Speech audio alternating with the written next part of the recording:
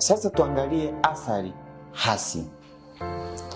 Namba 1 ni kudhoofisha umakini wa kiroho.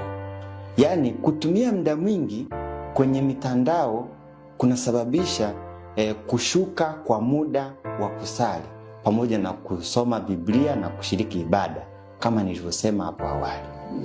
Namba 2 ni kuchochea kulinganisha maisha. Yaani vijana wengi tumeweza kujilinganisha na maisha ya wengine walio mtandaoni, hali ambayo inasababisha wivu, huzuni na kupoteza thamani ya juu.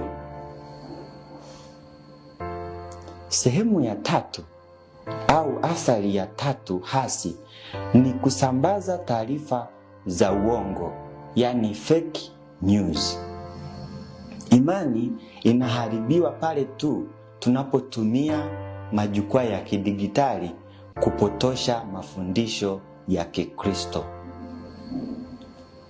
Na athari ya 4 ni ulevi wa mitandao, yani digital addiction. Hii inafanya mtu kuwa tegemezi wa simu au mitandao katika mambo mengi.